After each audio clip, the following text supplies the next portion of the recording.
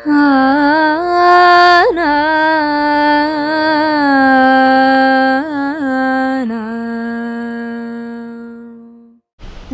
Guruvayur devotees ഓൺലൈനിലേക്ക് ഒരിക്കൽ കൂടി എല്ലാവർക്കും സ്വാഗതം. സവിതയാണ് കേട്ടോ. ശ്രീകൃഷ്ണ ഗോവിന്ദ ഹരേ മുരാരേ ഹേ നാഥ നാരായണ വാസുദേവ. ശ്രീകൃഷ്ണ ഗോവിന്ദ ഹരേ മുരാരേ ഹേ നാഥ നാരായണ വാസുദേവ. ശ്രീ ഗുരുവായൂരപ്പ ശരണം ഹരേ. ഗുരുവായൂർ ഡിവോട്ടീസ് ഓൺലൈനിൻ്റെ എല്ലാ പ്രേക്ഷകർക്കും ഹൃദയം നിറഞ്ഞ വിഷു ആശംസകൾ. എല്ലാവരും ഇപ്പോൾ വിഷുക്കണിയൊക്കെ കണ്ടിട്ടുണ്ടാവും. വിഷുക്കൈ നീട്ടം കൊടുക്കുകയും വാങ്ങുകയും ഒക്കെ ചെയ്തിട്ടുണ്ടാവും. വിഷു സദ്യ കഴിക്കാനുള്ള ഒരുക്കങ്ങളിലായിരിക്കാം, അല്ലെങ്കിൽ വിഷു സദ്യ കഴിച്ച് കഴിഞ്ഞിരിക്കാം. എന്തായാലും ഗുരുവായൂരപ്പൻ്റെ അനുഗ്രഹം കൊണ്ട് വരുന്ന എല്ലാ ദിവസങ്ങളും ഐശ്വര്യ സമൃദ്ധമായിരിക്കട്ടെ ഓരോ ഭക്തജനങ്ങൾക്കും എന്ന് പ്രാർത്ഥിക്കുന്നു. ഇന്നത്തെ സത്സംഗത്തിലേക്ക്. ഇന്നലെ ഉച്ചപൂജയ്ക്ക് ഗുരുവായൂരപ്പൻ കസവുമുണ്ട് ധരിച്ചിട്ടായിരുന്നു നിൽക്കണ്ടായിരുന്നത്. സാധാരണ ദിവസങ്ങളിൽ ഏതെങ്കിലും ഒരു ദിവസം ഭഗവാൻ നല്ലോണം ഒരുങ്ങിയൊക്കെ നിൽക്കുന്നുണ്ടാവും. പിന്നീട് ഏതെങ്കിലും കാരണവശാൽ അശുദ്ധി സംഭവിച്ച് പുണ്യാഹം പറ്റുകയാണെങ്കിൽ അപ്പോഴാണ് ഇതുപോലെ ഒരു മുണ്ട് എടുത്തുടുത്ത് വേഗം റെഡിയായിട്ട് നമ്മളെ കാണാനായിട്ട് നിൽക്കാറുള്ളത്. അപ്പം ഇന്നലെ പക്ഷെ അങ്ങനെ ആയിരുന്നില്ല കേട്ടോ. ഇന്നലെ കസവുമുണ്ട് കൊടുത്തിട്ട് നിറയെ ആഭരണങ്ങളൊക്കെ ഇട്ടിട്ട് നല്ലോണം ഒരുങ്ങിയാണ് നിൽക്കേണ്ടത്. അപ്പം ഞാൻ ഭഗവാന്റെ അടുത്ത് ചോദിച്ചു, ഗുരുവായൂരപ്പ ഇതെന്താ കസവുമുണ്ടാക്കിയത്? ഇന്ന് ആനപ്പുറത്ത് കയറണില്ലേ ഉണ്ണി? അല്ലെങ്കിൽ ഇന്ന് ഊഞ്ഞാലാടണില്ലേ ഉണ്ണി? ഇന്ന് എന്താണ് പറ്റിയതെന്ന്. അപ്പോൾ ഭഗവാൻ പറഞ്ഞു, ഒട്ടും ഔചിത്യമല്ല സവിതയ്ക്ക്. നാളത്തെ ദിവസത്തിൻ്റെ പ്രത്യേകത എന്താണെന്ന് അറിയില്ലേ ചോദിച്ചു. അപ്പം ഞാൻ പറഞ്ഞു, നാളെ വിഷു ആണല്ലോ. നാളെ വിഷു ആയതുകൊണ്ട്. അപ്പോൾ ഭഗവാൻ ചോദിച്ചു, കേരളീയരുടെ ആഘോഷമല്ലേ ഈ വിഷു? അതെ. അപ്പം ഞാൻ ഈ ഉത്തരേന്ത്യൻ രീതികളിൽ വേഷവിധാനം ചെയ്ത് നിന്നാൽ അതൊരു ഔചിത്യക്കുറവാവില്ലേ? അതുകൊണ്ടാണ് ഇന്ന് കേരളീയ രീതിയിൽ ഞാൻ ഈ കസവ് മുണ്ടൊക്കെ ഉടുത്ത് നിൽക്കാമെന്ന് വിചാരിച്ചത്. അപ്പം ഞാൻ ചോദിച്ചു, ഇന്നേ അങ്ങനെ നിൽക്കണോ ഭഗവാനെ? നാളെയല്ലേ വിഷു എന്ന് ചോദിച്ചപ്പോൾ ഭഗവാൻ പറഞ്ഞു, വിഷു നാളെയാണ്, പക്ഷേ ഇതേ രൂപത്തിലല്ലേ നാളെ നിങ്ങൾ ഓരോരുത്തരും എന്നെ കണി ദർശിക്കാനായിട്ട് വരുന്നത് എന്ന് ചോദിച്ചു. അപ്പം ഞാൻ വിചാരിച്ചു, അത് ശരിയാണല്ലോ അല്ലേ. കണി കാണാൻ, ഗുരുവായൂരപ്പനെ കണി കാണാൻ അനേകം ഭക്തജനങ്ങളെ ഇന്നലെ രാവിലെ തൊട്ട് തന്നെ ക്യൂ നിൽക്കുന്നുണ്ട് കേട്ടോ. കണി കാണാൻ വേണ്ടി പ്രത്യേക ക്യൂ സംവിധാനം ഒരുക്കിയിരുന്നു. അതിൽ കയറി നിൽക്കാൻ തുടങ്ങി രാവിലെ 10 മണി തൊട്ട് ആളുകൾ നിൽക്കുന്നുണ്ട്. അപ്പോൾ അവർക്കൊക്കെ ഗുരുവായൂരപ്പൻ ഇതേ രൂപത്തിലല്ലേ ദർശനം കൊടുക്കുക. അതുകൊണ്ടാണ് അത്രയും ഭഗവാൻ ഇന്നലെ ആ കേരളീയമായ രീതിയിൽ ഒരുങ്ങി പുറപ്പെട്ട് നിന്നിട്ടുണ്ടായിരുന്നത്. അപ്പോൾ ഞാൻ അപ്പോഴും ചിരിച്ചു കേട്ടോ. അപ്പോൾ ഭഗവാൻ ചോദിച്ചു, എന്തിനാ ഇപ്പോൾ ഒരു ചിരിയും ചോദിച്ചപ്പോൾ ഞാൻ ചോദിച്ചു, അല്ല എന്തൊക്കെ പറഞ്ഞാലും അങ്ങേക്ക് ആ മഞ്ഞമുണ്ട് വിടുക അങ്ങനെ ഒരു പരിപാടി ഇല്ല അല്ലേ ചോദിച്ചു. കാരണം ഭഗവാന്റെ അരയിൽ ഒരു മഞ്ഞമുണ്ട് കൊണ്ട് ഒരു കെട്ടും കൂടി ഉണ്ടായിരുന്നു. അപ്പോൾ എന്നോട് പറഞ്ഞു, ഇത് എൻ്റെ പണിയല്ല കേട്ടോ സവിതേ, ഞാൻ പറഞ്ഞിട്ടല്ല അതിങ്ങനെ ഉണ്ടായത്. ഇതൊക്കെ നേരെയാക്കി തന്നത് എന്നിപ്പോൾ ഓയ്ക്കനാണ് എന്നെ ഇവിടെ ഇങ്ങനെ ഒരുക്കി കുട്ടപ്പനാക്കി നിർത്തിയത്. ആ ഓയ്ക്കൻ്റെ പണിയാണ്.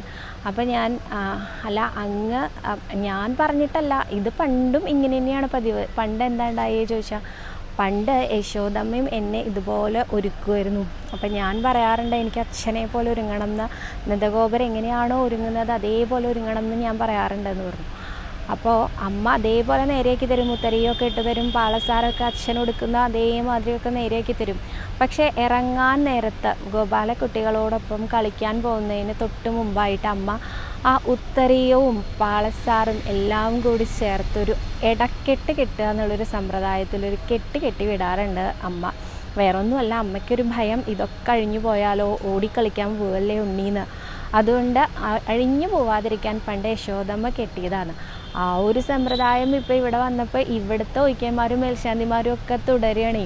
അല്ല, അവരെയും പറയാൻ പറ്റില്ല. കാരണം ഇപ്പോൾ വരിയിൽ നിൽക്കുന്ന ഭക്തജനങ്ങളെ എനിക്കൊന്ന് കാണാൻ പോകണം, തുലാഭാരം തൂക്കുന്ന ഭക്തജനങ്ങളെ ഒന്ന് കാണാൻ പോകണം, ചോറ് കൊടുക്കാൻ വന്ന കുട്ടികളെ ഒന്ന് അനുഗ്രഹിക്കാൻ പോകണം.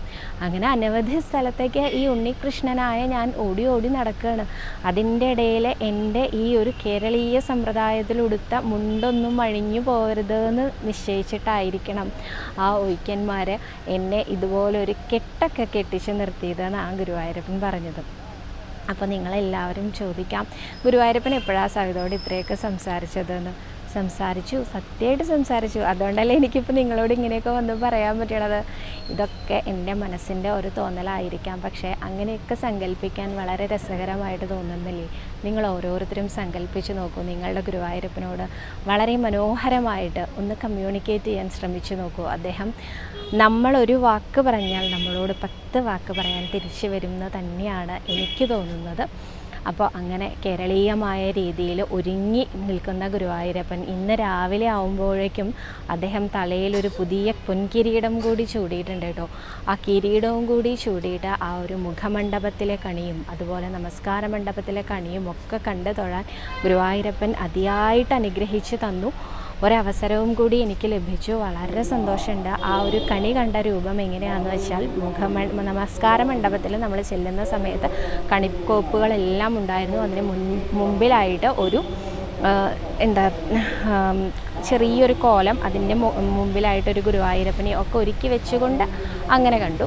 അതല്ലാതെ ഭഗവാനെ തൊഴുത മണ്ഡപത്തിൻ്റെ അവിടെ നിന്ന് സോപാനത്തിൻ്റെ അവിടേക്ക് തിരിയുന്ന ആ ഒരു ഭാഗത്ത് നിന്ന് നോക്കിയാൽ മുഖമണ്ഡപത്തിൽ, അതായത് ശ്രീലകത്തെ ആദ്യത്തെ അറയിൽ വലതുവശത്ത് ആയിട്ട് ഭഗവാന്റെ ആ ഒരു വലതുവശത്തായിട്ട് നമ്മൾ കാണുമ്പോൾ ഇടതുവശത്തേക്ക് നോക്കിയാൽ കാണാം ആ ചുവന്ന പട്ട്, ആ ഒരു പിന്നിലൊരു സ്ക്രീൻ പോലെ ഒരു ചുവന്ന പട്ടിട്ടിട്ടുണ്ട്, ആലവട്ടിട്ടുണ്ട്, വെഞ്ചാമരം വെച്ചിട്ടുണ്ട്. ഭഗവാനെ ഒരു പീഠത്തിൽ എഴുന്നള്ളിച്ച് വെച്ചിട്ടുണ്ട്. ഏത് ഭഗവാനെ? ആ ശിവേലിക്കൊക്കെ നമ്മൾ കാണാറുള്ള ആ പുന്തിടമ്പുണ്ടല്ലോ, സ്വർണ്ണപ്പഴുക്കാ മണ്ഡപത്തിൽ ഒഴുങ്ങി എഴുന്നള്ളി ഇരിക്കാറുണ്ടല്ലോ ഗുരുവായൂരപ്പൻ, അതേ രൂപത്തിൽ അവിടെ എഴുന്നള്ളി ഇരിക്കുന്നുണ്ട്. മുമ്പിലായിട്ട് എല്ലാ കണിക്കോപ്പുകളും ഒരുക്കിയിട്ടുണ്ട്. അങ്ങനെ കണ്ണ് നിറയെ ഗുരുവായൂരപ്പൻ കാണാനൊരു അവസരവും കൂടി തന്നു. കാണാൻ പറ്റിയ എല്ലാവർക്കും ഭഗവാന്റെ അനുഗ്രഹം ഉണ്ട് വിചാരിക്കുന്നു. കാണാൻ പറ്റാത്തവർ ഒട്ടും വിഷമിക്കേണ്ട. ഇപ്പോൾ ഈ പറഞ്ഞ വാക്കുകളൊക്കെ നിങ്ങൾ മനസ്സിലിട്ടൊന്ന് ചിന്തിച്ചാൽ നിങ്ങളുടെ മുമ്പിലേക്ക് ഓടിയെത്തുക തന്നെ ചെയ്യും കേട്ടോ ഉണ്ണികൃഷ്ണൻ. അപ്പോൾ ഇന്നത്തെ ചോദ്യങ്ങളിലേക്ക്. ഭാഗ്യ എന്ന ഭക്ത ചോദിച്ചിട്ടുണ്ട്, വിഷു ദിവസം ഗുരുവായൂർ അമ്പലത്തിൽ നിന്ന് എപ്പോൾ വന്നാലും വിഷു കൈനീട്ടം കിട്ടുമെന്നുള്ളത്. മേൽശാന്തിയുടെ കൈനാടോ വിഷു കൈനീട്ടം കിട്ടാറുള്ളത്. അപ്പോൾ മേൽശാന്തിയെ കാണാൻ തരാവുകയാണെങ്കിൽ വിഷു കൈനീട്ടം കിട്ടും എന്നേ പറയാൻ പറ്റുള്ളൂ. എപ്പോൾ വന്നാലും എന്നല്ലാതല്ല, അദ്ദേഹത്തിനെ എപ്പോഴൊക്കെയാണ് അദ്ദേഹത്തിനെ നമുക്ക് കാണാൻ സാധിക്കുക ആ സമയത്ത് നമുക്ക് വിഷു കൈനീട്ടം കിട്ടും എന്ന് തന്നെയാണ്. എനിക്ക് കിട്ടിയിട്ടില്ല കേട്ടോ. കുഴപ്പമില്ല, എനിക്ക് വിഷമമൊന്നുമില്ല. കാരണം വിഷുക്കണി തൊഴാൻ സാധിച്ചുല്ലോ, അതന്നെ ഏറ്റവും വലിയ കാര്യം. വിഷു കൈനീട്ടം എനിക്ക് അമ്പലത്തിൽ നിന്ന് ഒരു ഭക്ത കണ്ട് തിരിച്ചറിഞ്ഞിട്ട് നന്നായി വരും മോളെ എന്ന് പറഞ്ഞ് തലയിൽ കൈവച്ച് അനുഗ്രഹിച്ച് വിഷു കൈനീട്ടമൊക്കെ തന്നിരുന്നു. ആ ചേച്ചി സിന്ധു എന്നാണ് ആ ചേച്ചിയുടെ പേര്. ആ സിന്ധു ചേച്ചിയോടും വളരെ നന്ദിയുണ്ട് കേട്ടോ. അടുത്ത ചോദ്യം. സജികുമാർ എന്ന ഭക്തൻ ചോദിച്ചിട്ടുണ്ട്, മുൻപ് അദ്ദേഹം ചിത്രം സമർപ്പിക്കുന്ന കാര്യം പറഞ്ഞിട്ടുണ്ടായിരുന്നല്ലോ. ആ ചിത്രം സമർപ്പിക്കുമ്പോൾ അനവധി ചിത്രങ്ങൾ ഗുരുവായൂരമ്പലത്തിൽ തൂക്കിയിട്ട് കാണാം. അപ്പം നമുക്ക് ഭക്തജനങ്ങൾക്ക് അങ്ങനെ കൊണ്ടുപോയി തൂക്കാൻ പറ്റുമെന്ന് അല്ല കേട്ടോ. അത് ഉദ്യോഗസ്ഥന്മാർ തന്നെയാണ് തൂക്കാറുള്ളത്. നമ്മളവിടെ കൊണ്ടുപോയി സമർപ്പിക്കുക. അവരേതെങ്കിലും ഒരു സ്ഥാനം കണ്ടെത്തിയിട്ട് അവിടെ നമ്മൾ കൊണ്ടുപോയി കൊടുക്കുന്ന ആ ഒരു ചിത്രം തൂക്കിയിടുന്നതാണ് കേട്ടോ. അടുത്ത ചോദ്യം. രമേശ് സുബ്രഹ്മണ്യൻ എന്നൊരു ഭക്തൻ പറഞ്ഞിട്ടുണ്ടായിരുന്നു, നമ്മൾ ഈ പറഞ്ഞതിന് പ്രകാരം മരപ്രഭുവിനെ തൊഴാൻ വന്നിരുന്നു, പ്രദക്ഷിണം വെക്കണമെന്ന് ആഗ്രഹം ഉണ്ടായിരുന്നു, പക്ഷേ മുകളിലേക്ക് പ്രവേശനമില്ല എന്നൊരു ബോർഡ് കണ്ട കാരണം തിരിച്ചുപോയിരുന്നു. പക്ഷെ അത് അദ്ദേഹം തെറ്റിദ്ധരിച്ചതാണ്. അങ്ങ് ശ്രദ്ധിച്ചു നോക്കിയാൽ അറിയാം, കേശവനാന ഇരിക്കുന്നത് ഒരു തറയുടെ മുകളിലാണ് കേശവനാനയുടെ സ്റ്റാച്ചു ഉള്ളത്. ആ തറയിലേക്കാണ് മുകളിലേക്ക് പ്രവേശനമില്ല എന്ന് പറഞ്ഞിരിക്കുന്നത്. പക്ഷേ ഈ മരപ്രഭുവിൻ്റെ അടുത്തേക്ക് പ്രവേശനം ഉണ്ട് കേട്ടോ. അത് തമ്മിൽ അങ്ങോട്ടും ഇങ്ങോട്ടും കൺഫ്യൂസായി പോകുന്നതാണ്. കാരണം ഈ ആനയുടെ സ്റ്റാച്ചു കാണുമ്പോൾ ഓരോരുത്തരും പോവുക, തൊടുക, കൊമ്പ് പിടിക്കുക, അങ്ങനെയുള്ള കാര്യങ്ങളൊക്കെ ഒഴിവാക്കാൻ വേണ്ടിയിട്ട് ആ ഒരു തറയുടെ മുകളിലേക്ക്, അതായത് കേശവനാനയുടെ തറയുടെ മുകളിലേക്ക് പ്രവേശനമില്ല എന്നാണ് പറയുന്നത്. അപ്പം നമ്മളൊക്കെ അതിൻ്റെ താഴെയാണ് നിൽക്കുന്നത്. മരപ്രഭു തൊട്ടടുത്ത് തന്നെയാണ്. അപ്പോൾ മരപ്രഭുവിൻ്റെ അടുത്തേക്ക് വരികയും ചെയ്യാം, അതുപോലെ പ്രദക്ഷിണം വയ്ക്കുകയും ചെയ്യാം കേട്ടോ. അത് ഇനി വരുമ്പോൾ ഒന്ന് ശ്രദ്ധിച്ച് നോക്കൂ കേട്ടോ.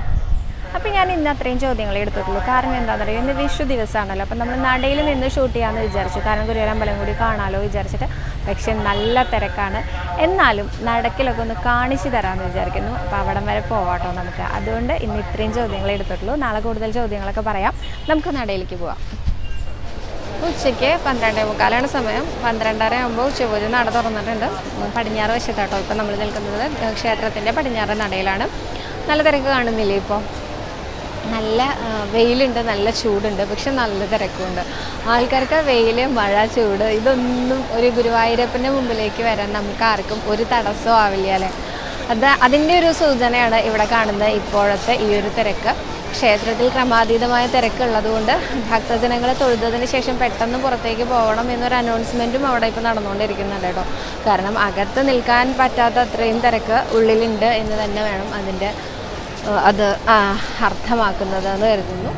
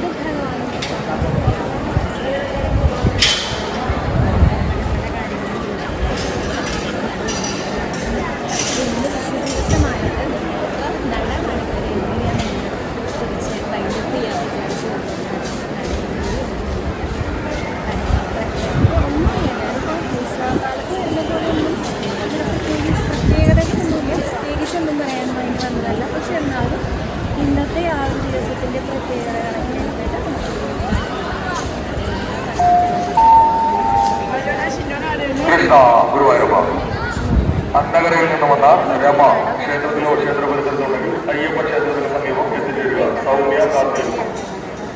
അന്നകരയിൽ നിന്ന് വന്ന രമ ക്ഷേത്രത്തിലോ ക്ഷേത്ര പരിസരത്തുണ്ടെങ്കിൽ അയ്യപ്പ ക്ഷേത്രത്തിന് സമീപം എത്തിച്ചേരുക. സൗമ്യ കാത്തിരിക്കും.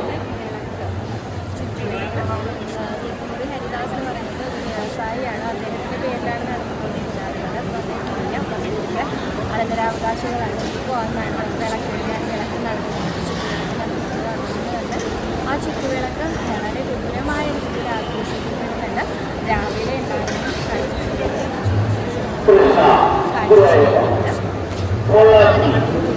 1:30 മണിക്ക് തുടങ്ങി കഴിഞ്ഞാൽ ഏകദേശം 5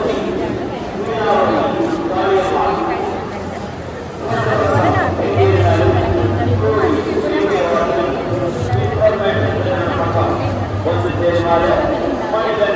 വിളക്കുകളിലും